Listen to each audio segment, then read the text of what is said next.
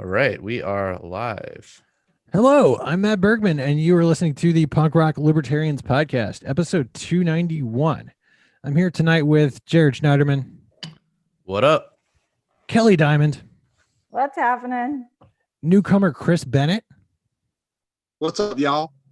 Hey, and then also we might have James Babb popping in here at some point if he can get his internet situation he worked decides out. to grace us with his presence. Yeah. So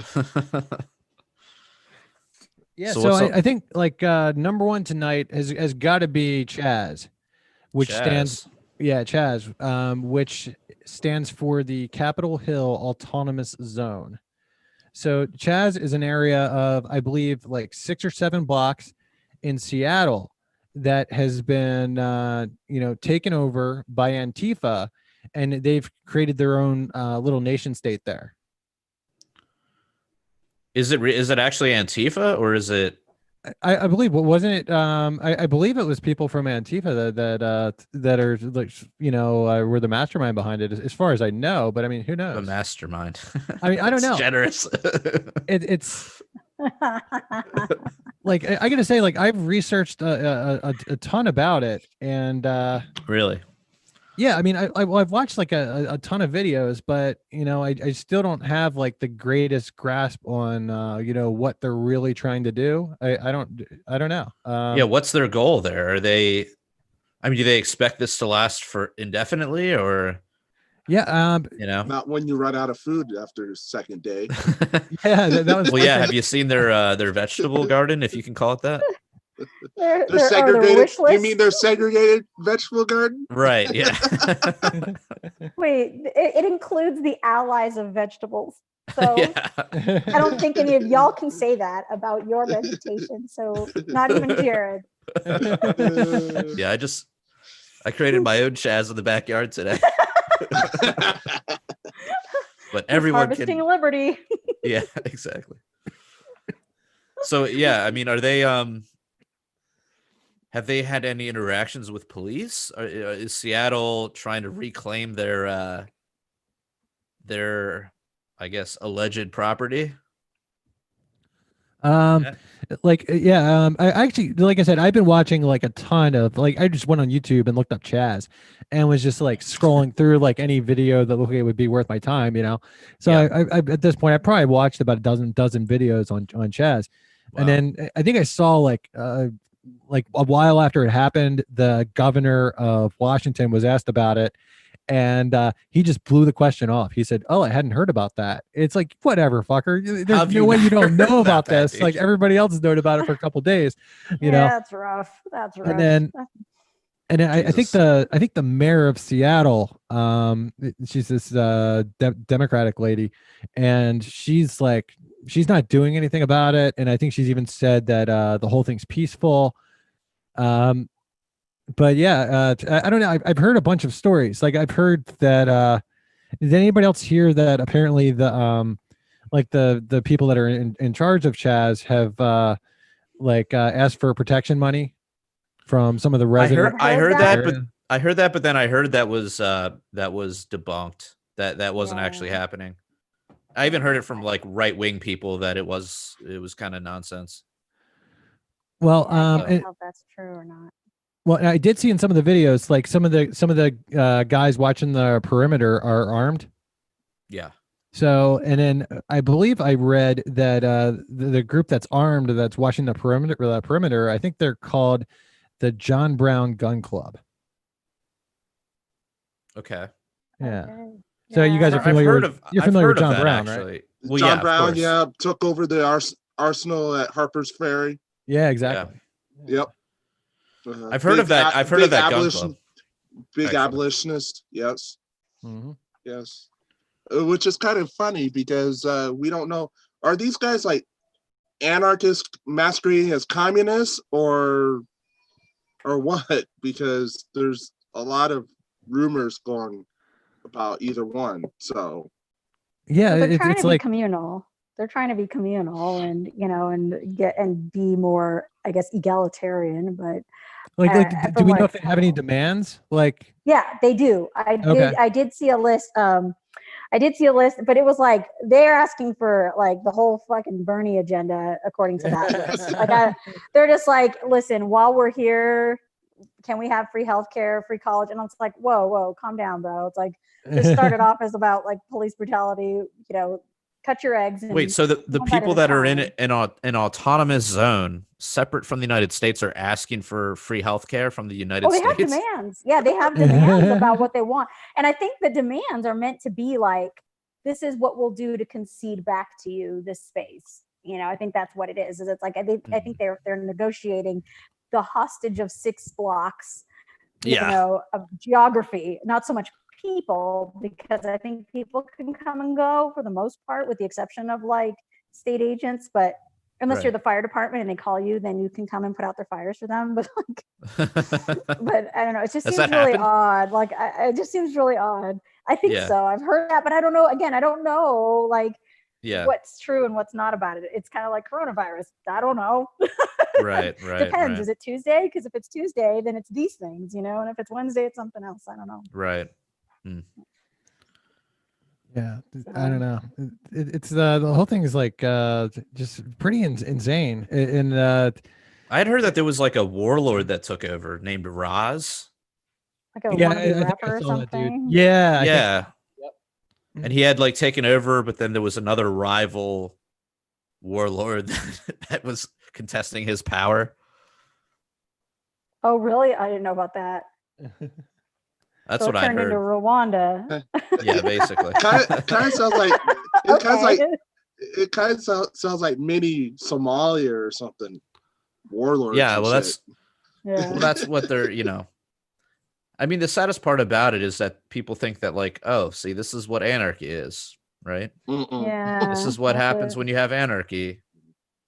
But the reality is that this is just a bunch of, I don't know, like bored protesters. Yeah, commies and bored protesters that don't have anything else to do. So they've taken over an area that's basically just hyper liberal already. You're not contesting any land that's like, you're not going into like Alabama and being like, well, we own the town square of Alabama, see how well that goes, or whatever.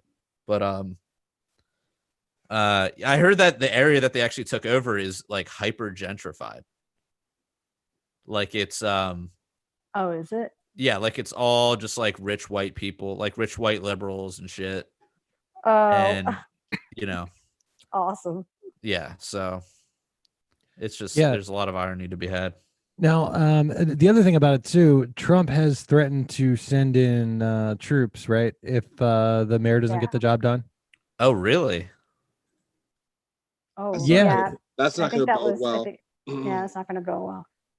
But yeah, it's not that's good. That's not to say that won't happen, but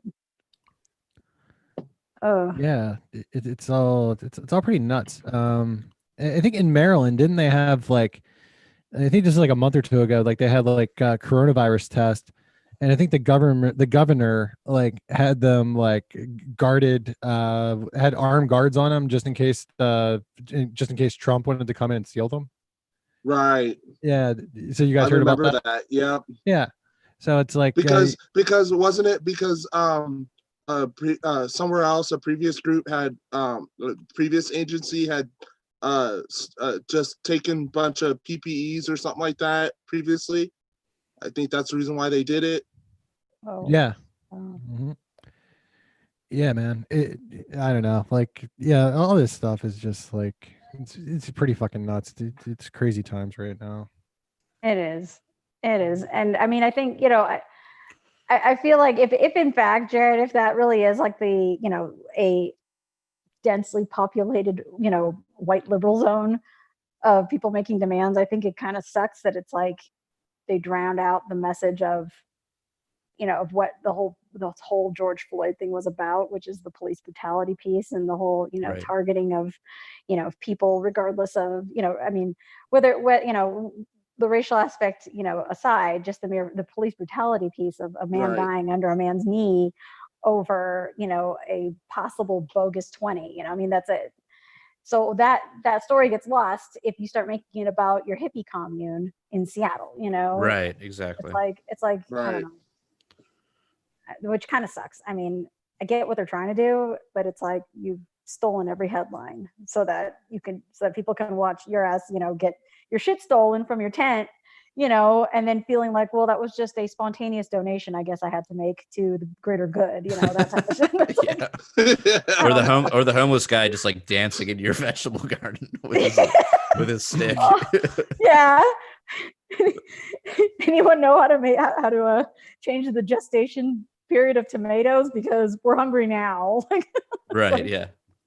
So, did anybody else see Chappelle's new special? Yes, I saw it. Not yet. Not yet. Yeah, so like what I saw was like a video on YouTube, and it was like it was called 846, and it's like 27 minutes long. So Yeah. I'm guessing maybe that's just part of the show. No, it's the whole show. Oh, that is the whole show then. Okay. He does a 30-minute thing. It's like a 30-minute thing of him addressing the George Floyd thing. And did he release that to Netflix? Yeah, but you can also see it for free on Reason. Reason has an article that it's embedded in, and you can watch it. Yeah, like you don't have Netflix. I thought that was good. I've always been like a huge fan of Chappelle. Yeah. And like I don't like recently when he did the Sticks and Stones special, I just thought that was totally great. Like he made a special that he knew was going to trigger. Yeah. I mean, just everybody to the right of Hillary Clinton. No, I'm sorry. No, I mean, no, that was the wrong phrasing. But no, he knew it was going to trigger like half the country, right? And then he called it Sticks and Stones. It's just like the ultimate troll job. It was it was great. And then but yeah, it was 846. That was some real shit. Yeah. So what he's just addressing the George Floyd thing, just all the protests, all that kind of shit. Yeah, and like one of the parts, like he kind of addressed like Candace Owens, right? He was just like ragging on her, and it was pretty hilarious. But was he calling her a grifter? Well, I mean, he called her worse. Well, like I think one of the nails he hit on the head. One of the nails he hit on the head. Candace Owens said like, "Well, why are we making a hero out of George Floyd?" And then she names like all of his prior sins. But Dave Chappelle pointed out, he's like, we didn't make a hero out of George Floyd. I mean, it's like that was done when the man was executed. You know what I mean? Like that's when he was made a martyr. Right. It was it's not like anybody picked him. If anybody picked him, it was the cop that killed him, right? Or the three other cops who did nothing. Right. Right. Damn, yeah, I gotta watch that shit. That sounds fucking awesome.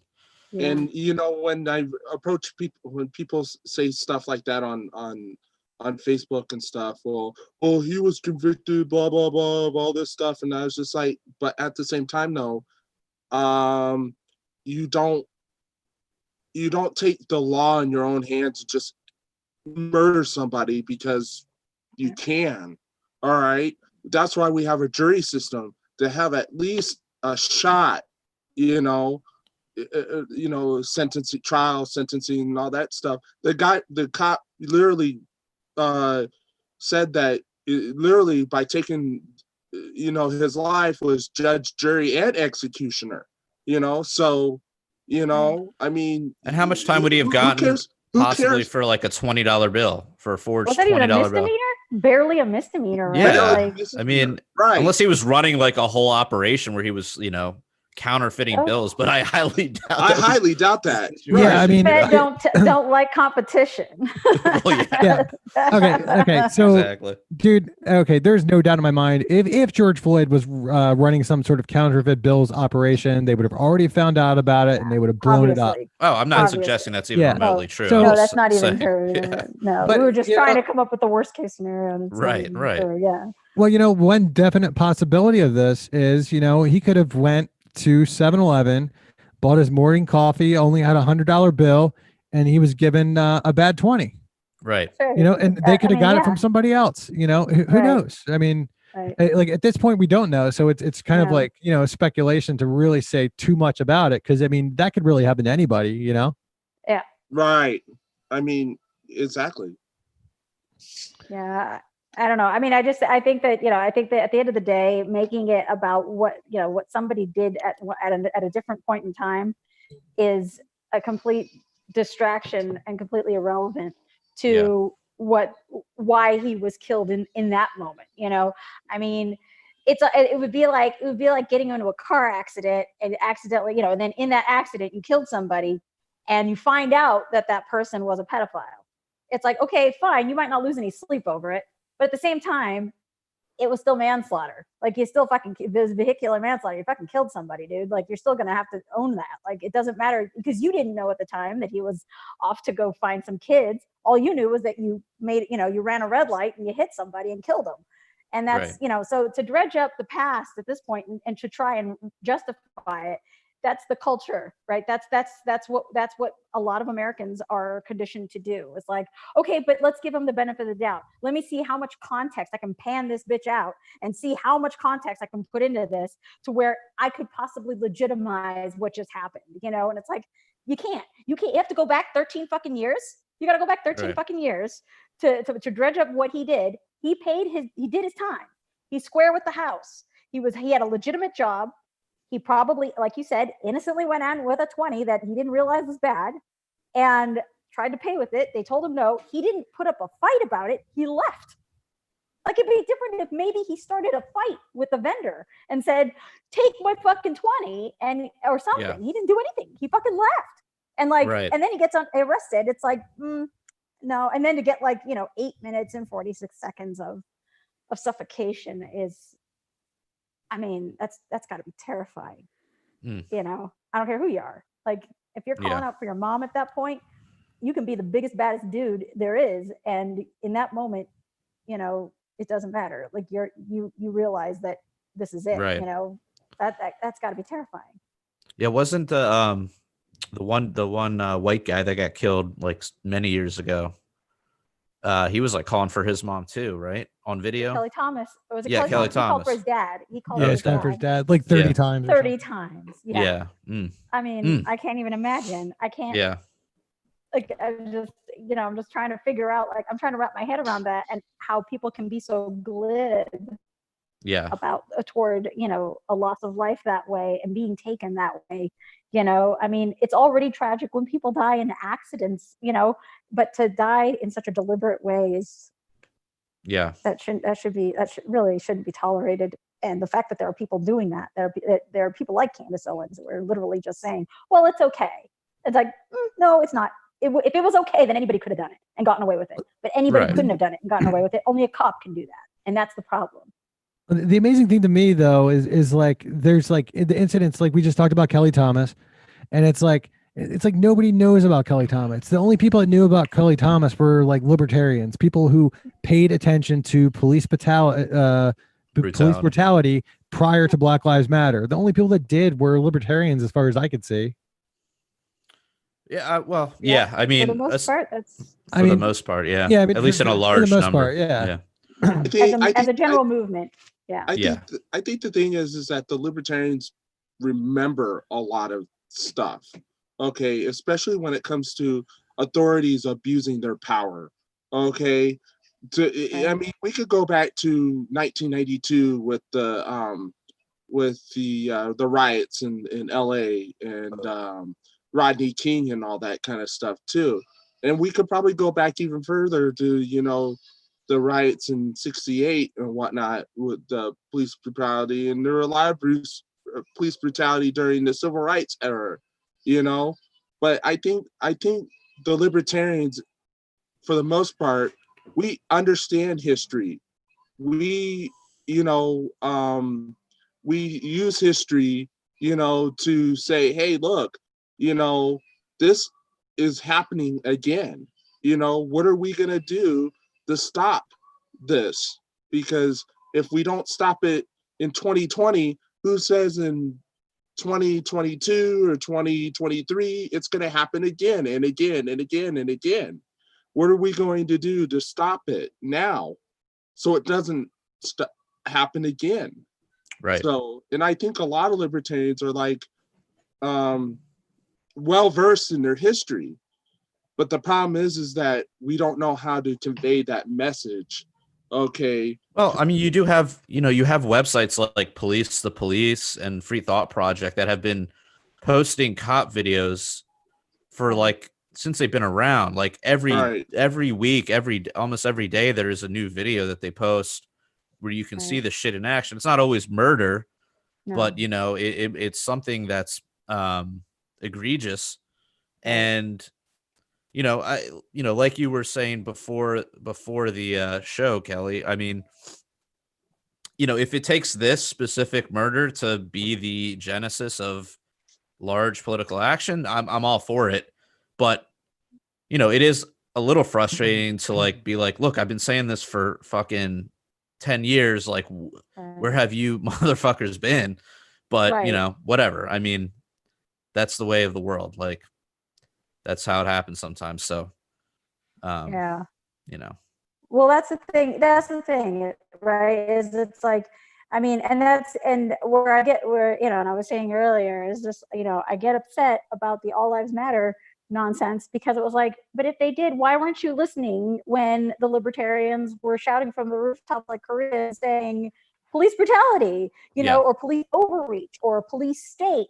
Beacon was fucking lit. We were firing shit in the air. We were making noise. And every fucking time we did, we were laughed out of the room as conspiracy theorists and, and being told that, you're too fragile about the state. And and then chime in with a chorus about roads and children. And, and it's like, Yeah. and it's like, okay, you have to derail this conversation about, children and roads, because if you don't, and then you have to start facing the facts about police brutality, about government overreach, about the fact that, what I call portal laws, right? I mean, I call them portal laws because that's what they are. They're portals for the government and the police to come into to interfere in your life. So like a broken taillight is a portal law for me, because it's like, there ain't shit wrong with a goddamn, with a broken taillight. It doesn't affect anybody, but Yeah. that's a reason for me to pull you over. That's a reason for me to get my dog out here who has like a 23% success rate in sniffing out bad socks. And then, and then he's going to mistake that for weed. And then now he can search your car, and now we can seize your car. I mean, that's the thing. It all started with a broken taillight. All of the Right. asset forfeiture, forget that. Okay, fine. Let's put the deaths aside for a second. What about the people who fucking lived? Talk to them, because the people who died are about 1,000. The people who lived through the brutality is another couple thousand. And then the people who lost their homes and cars is another several $billion, $1 trillion if you count it over years. And it's like, this is all the same. It stems from the same shit. It's the police. And it's like, this needs to be blown up. And if it's like, okay, white lives matter. Okay, well, does white property matter? Because there's a whole field of asset forfeiture you can get uppity about if you don't want to get upset about the lives that get lost. I mean, Yeah. Does anything matter? Because you keep telling me that all lives matter, but it's like, I don't see that. I'm not seeing you getting pissed. Yeah. I need you to get pissed now.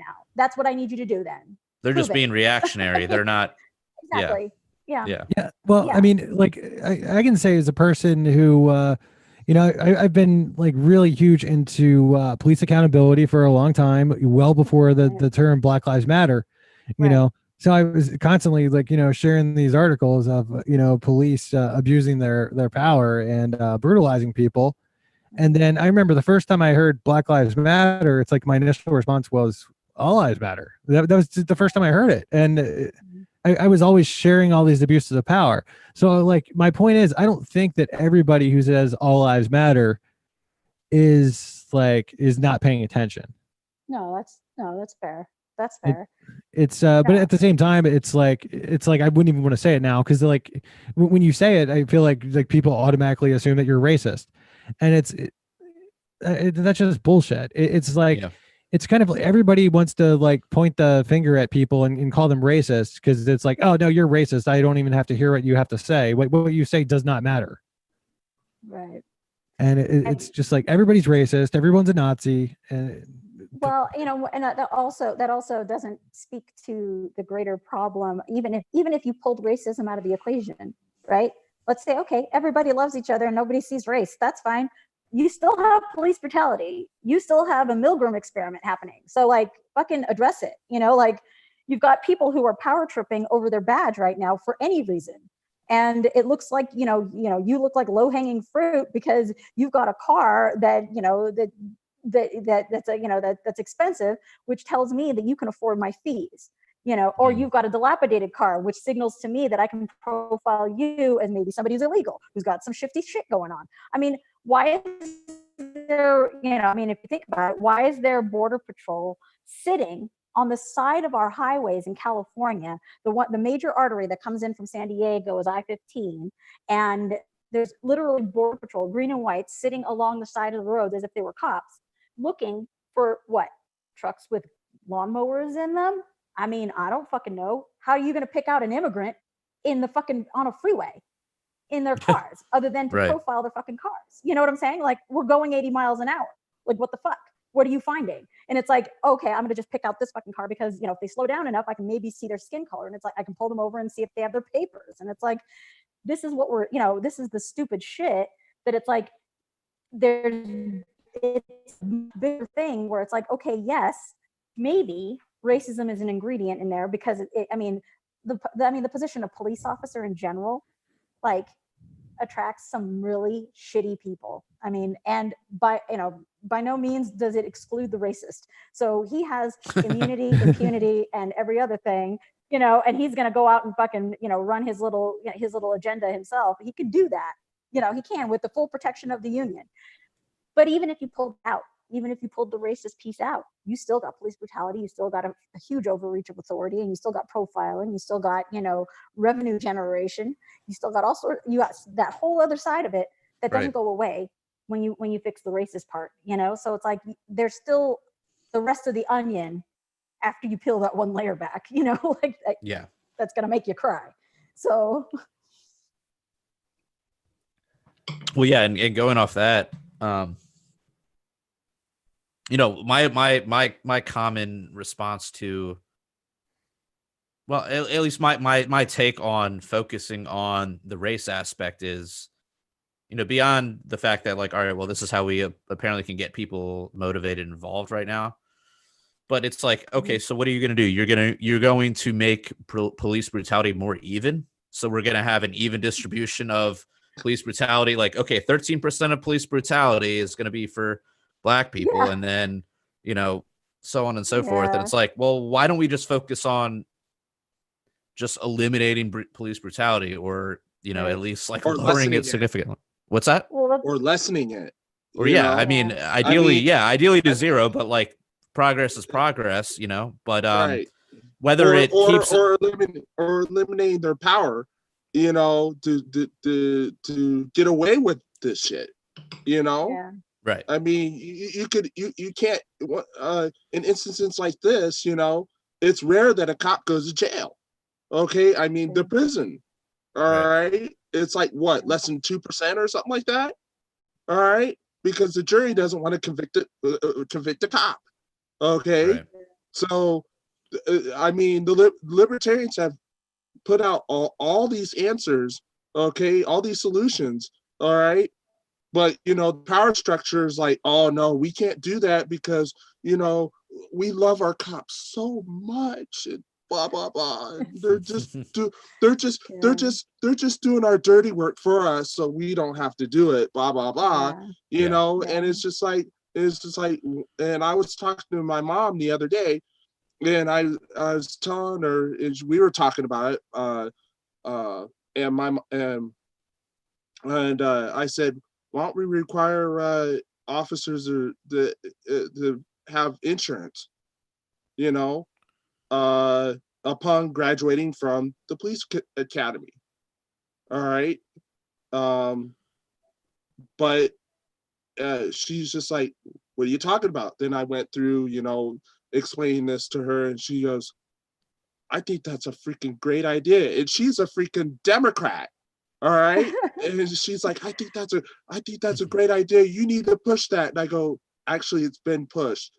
The libertarians have been pushing it for years, but since we have no power in the system, okay, no one wants to hear us. But she goes, I think that's a great idea, blah, blah, blah. So, she thinks I should be a policymaker. And I was just like, not really. Even though I do have a master's degree in public administration, I just don't want to handle that kind of stuff. So Well, I mean, that kind of Very goes to your hand in hand point, with, you know, misery loves company. Yeah. yeah.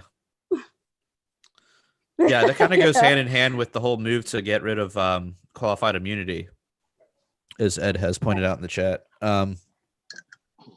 Which I believe Justin Amash has a bill in right now, or something to that degree, which basically says like if a cop, you know, fucks you up and you decide that you want to sue, you can actually sue the police officer directly.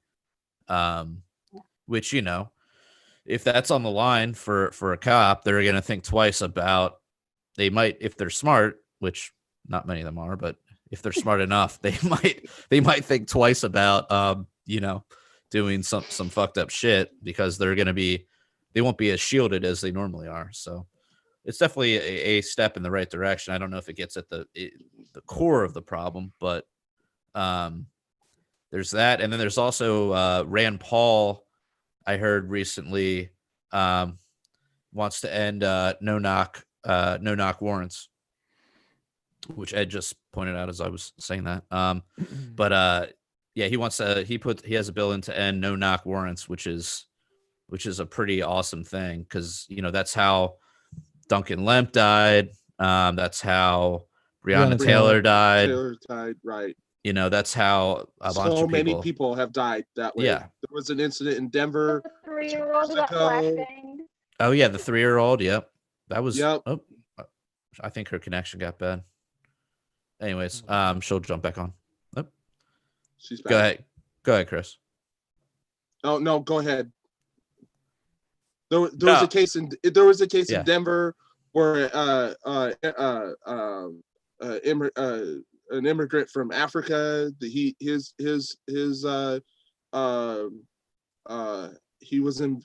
house was invaded by cops, and it was the wrong house. I mean, we could go on and on and on for cases and cases and cases, you know, of this kind of stuff. So yeah. Yeah, so I mean, that having that pass would be pretty huge.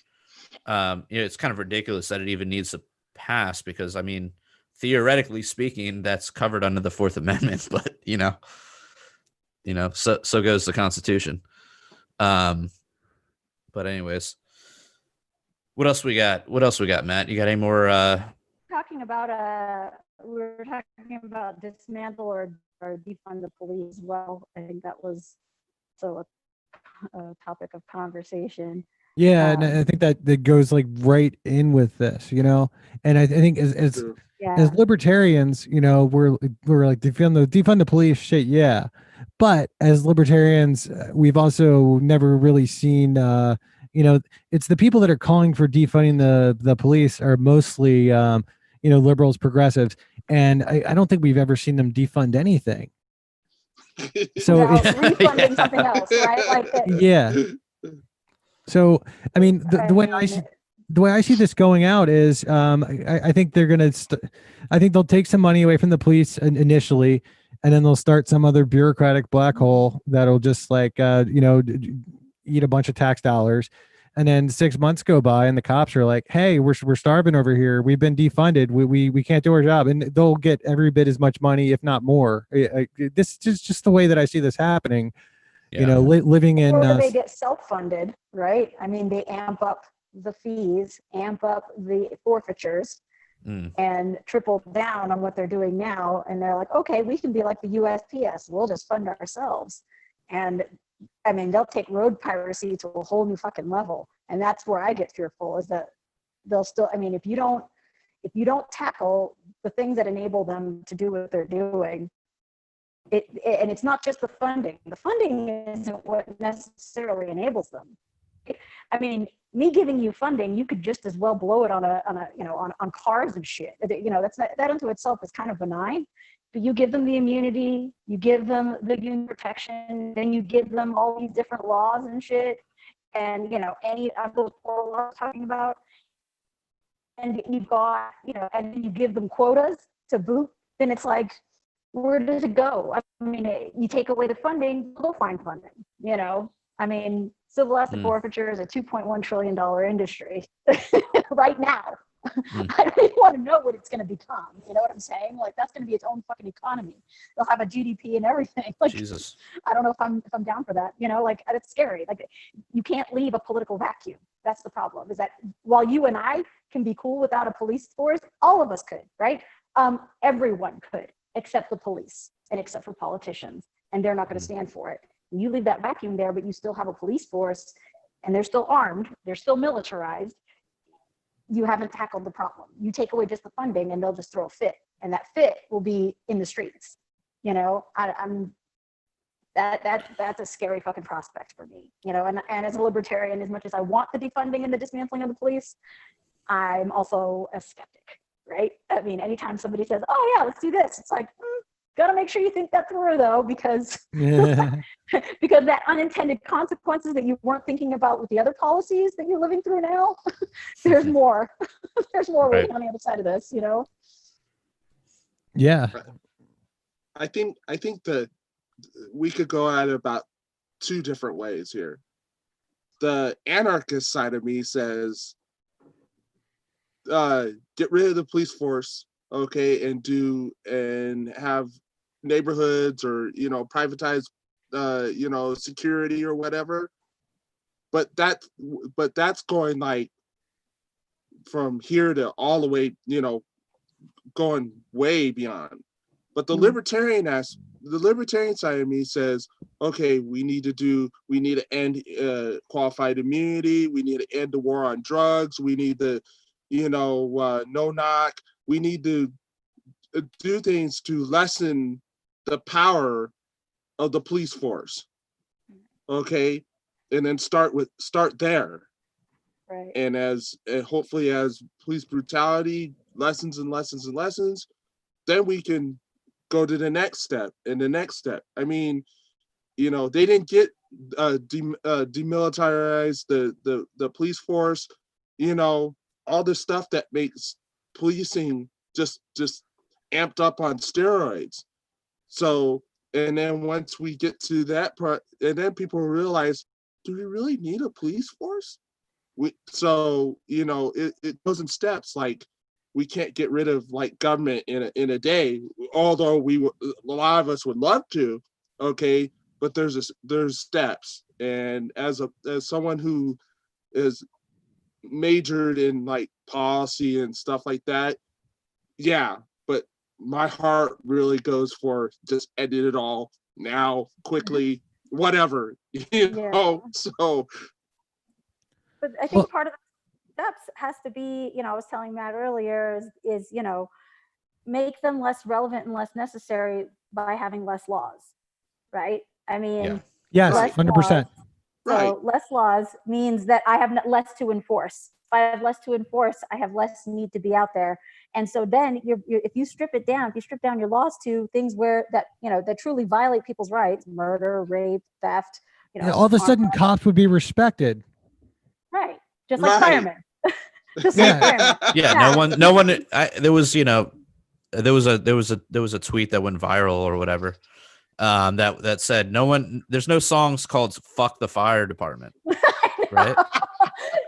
Like, like no one hates on the fire department except for like hardcore libertarians who are like, well, when I'm out and about, I don't fear firefighters. You know, when they're in the store, I don't fear a firefighter. They're like, hey. I mean, would I like them to be privatized? Sure, but like, I'm not upset about, you know, them violating my rights. You know. Yeah, and they're not fucking going around trolling the streets on the 4th of July and Memorial Day saying, hey, is that barbecue up to, you know, regulatory standards? Do you have a license for that fucking meat? And it's like, you know, I mean, they're not doing any of that. Like, they're just like, hey, that smells like barbecue. And then keep going. Right. Oh, there's a fire. Let me put that shit out. Yeah. Step aside, ma'am. Here, let me save your cat. You know, and it's like, I mean, I don't know, like that's the thing, you know, if you get it to that place, then yeah, you know, people could have some modest respect for somebody who could solve a crime, you know, I mean, that, you know, and not leave rape kits untested and, you know, and leave stolen vehicles unfound. You'd have time, you'd have the bandwidth to do that rather than, you know, chasing down people for money. So you get rid of, you know, I mean, I can't imagine. I mean, I can't imagine there being more than like what, a page of laws that might violate somebody's rights, you know? And it's like, but we've got books on books Right. of people, We've got for all this libraries. petty shit. Yeah, sincerely, like that's a problem, you know? And that I need Yeah. a degree to like get out of a ticket, you know? It's like, wait, you know, Right. like that. When did it get that complicated, you know? Yeah, Yeah, who is Uh, that helping? Who is that really protecting? totally. Exactly. And you know, Pockets of the state. also like another thing that I possibly see happening out of this is after they quote unquote defund the police, right? You know, I could see the establishment creating some sort of national police. You know, I mean, tell me you can Centralizing see that it. happening. Wasn't that what the FBI is already? Well, yeah, but I can see them just making another one. Yeah, sure. I can see them just making another one. And that would be good for nobody. Trust me. No, that's true. I mean, well, that's like, you know, people talking about how Hitler got rid of unions. And I'm like, no, he nationalized the unions. So he didn't get rid of unions. He just centralized it even more. And it's like, and that's what people don't get. It's like, yeah, he got rid of the small non-centralized unions, all the little, you know, industry unions, so that he could nationalize them. And it's like, and that's where people get, you know, and same thing with like what the Department of Education. Has that done anybody any good to make that a federal agency? Like, No. you know, it hasn't. No, nobody's done any better with that, you know. But every time something gets taken away from a state level or a local level, it gets kicked up to the feds, and then they create a bureaucracy that is so incredibly fucked that it's like, when you thought, you know, just when you thought it couldn't get any worse, the government finds a way, you know. You're just like, holy shit, you did that, didn't you? Like, you made it worse. We tried to get rid of this thing and solve, and you ended up doing this thing that's even worse. Wow, you know. And it's like, and that's where that's where I get concerned, is that you're right, it could get kicked up to a federal level, it could become more centralized, it could become more powerful, and it could become, you know, more militarized. And you know, that's where, I mean, everybody should be skeptical of that, of where it goes from there. Like, make sure you have a handle on the pieces that you're breaking, you know, before you go and just say it's done, you know, and walk away from it, because you don't know the shape that these little fragments can take, you know.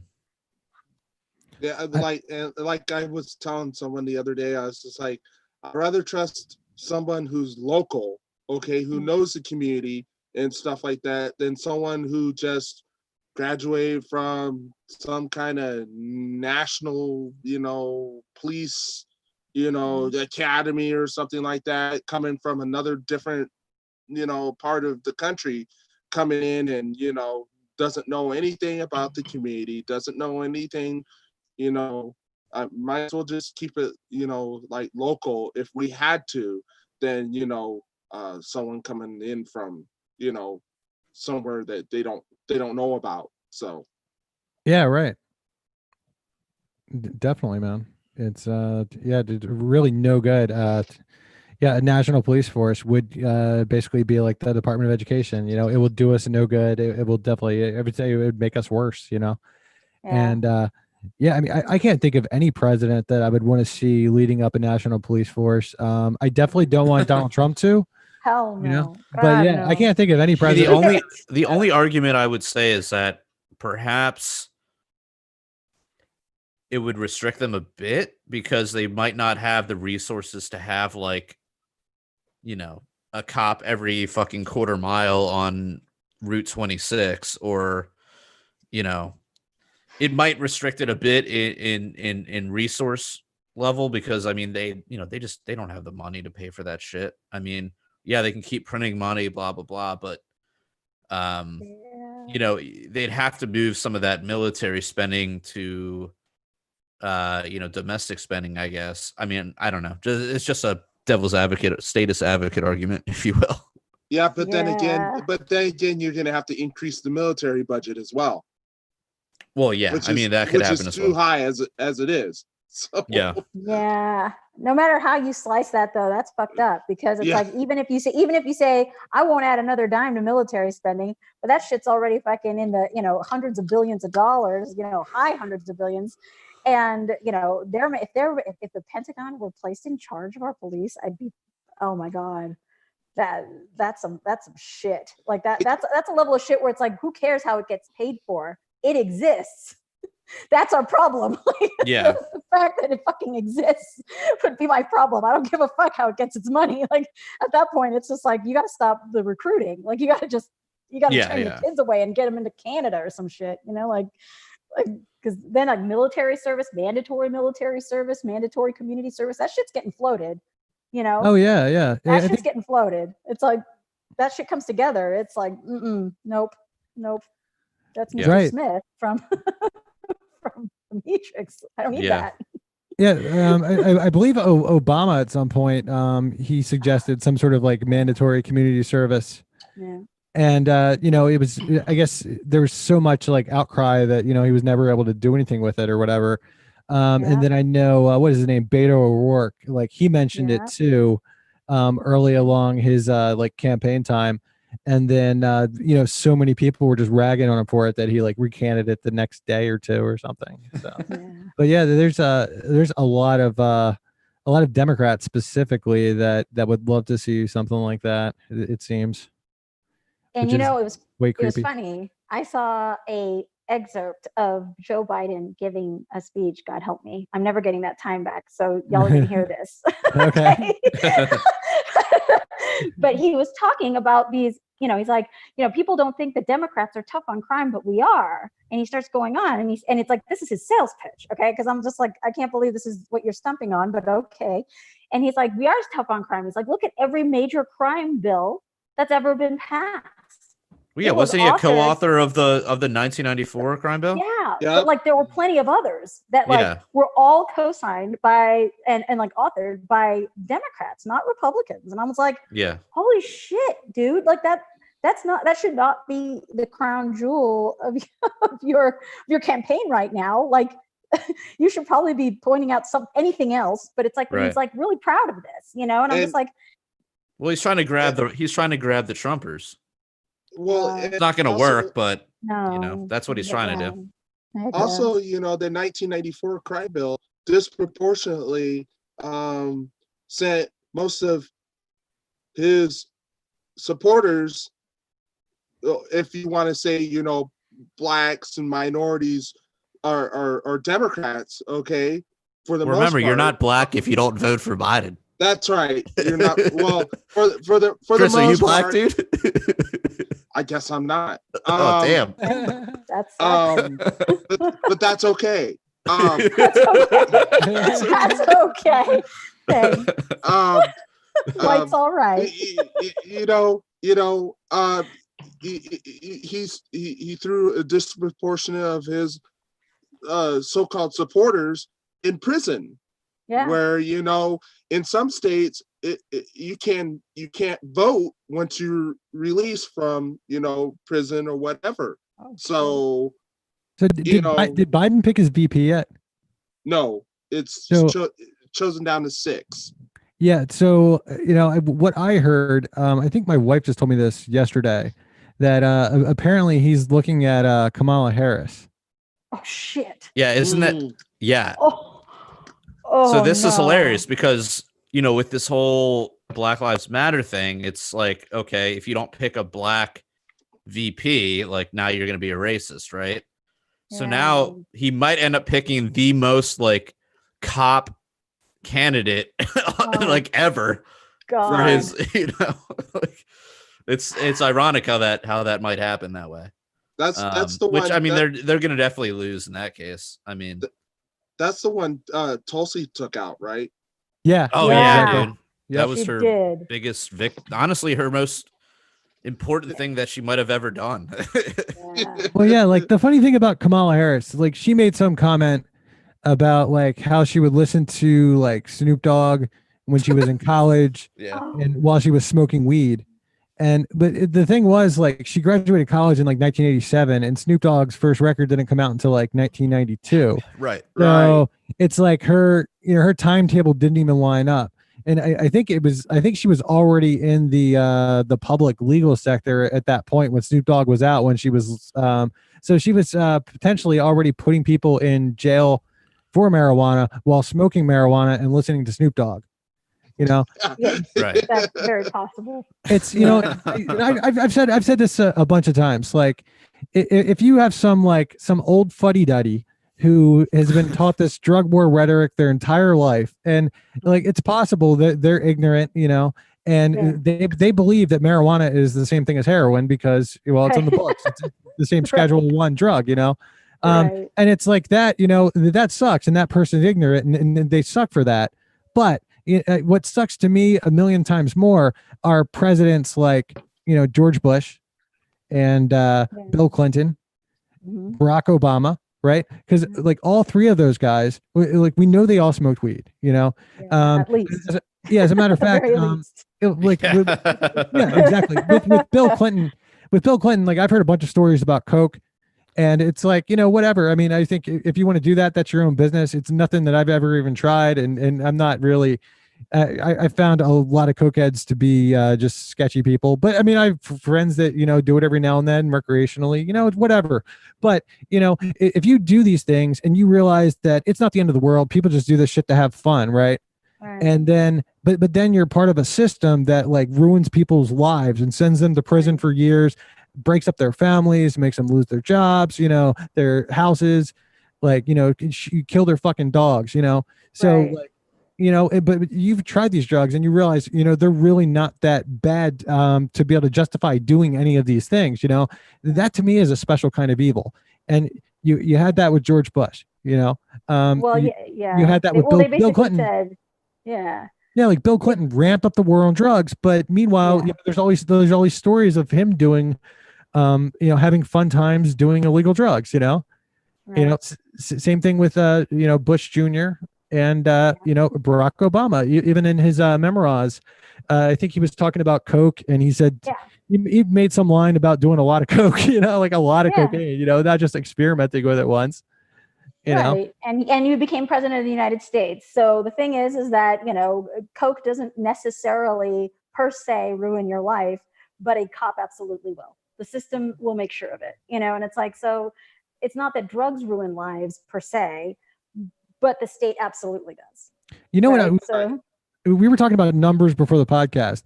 A number that I would like to see is the number of cops that have been killed by dogs versus the number of dogs that have been killed by cops. That would be a number. No shit, though. That would be a number that I would like to see. Yeah. And I feel like, there are animal people on like all sides of the aisles, so maybe that would get people to notice, because it's like the reality of, I mean, we all know people that seem to care more about animals than they do about people, right?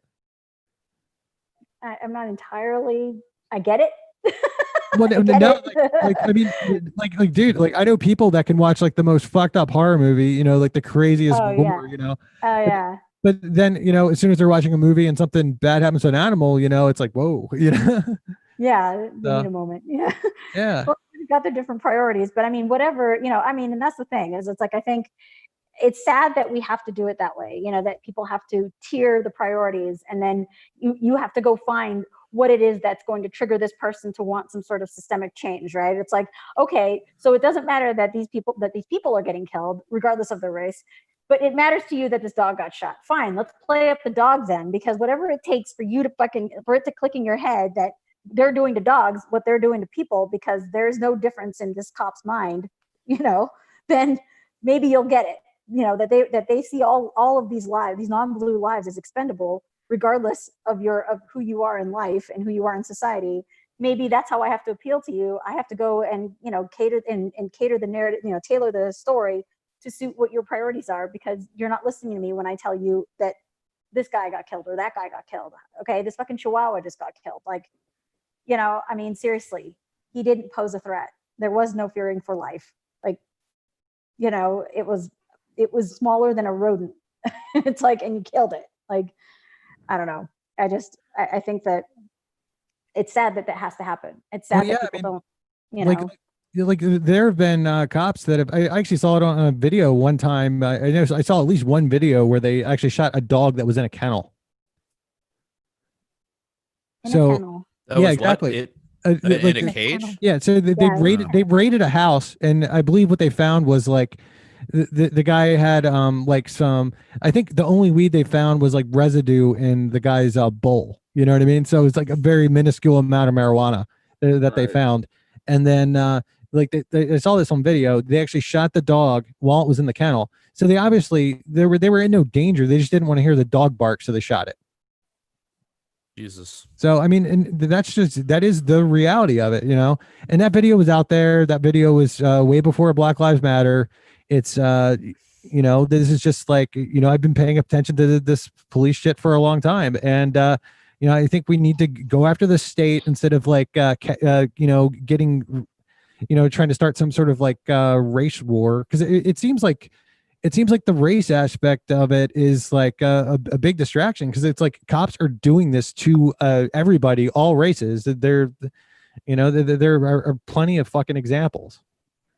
So I don't know. It's about I guess, getting people. It's about getting people concerned. yeah. And I mean, so Well, we're out of time here. We're going to take Yeah. it over to the after hours program. So if you hit us up at patreon.com/punk rock libertarians and contribute a minimum of $1 per month, you will gain access to our after hours program, and you will help keep the lights on down here in Anarchy Basement. This podcast is brought to you in part by Conversations About Freedom podcast, hosted by Moral Bob. We also have t-shirts over at libertariancountry.com. If you type in the code PRL, you'll receive a 10% discount.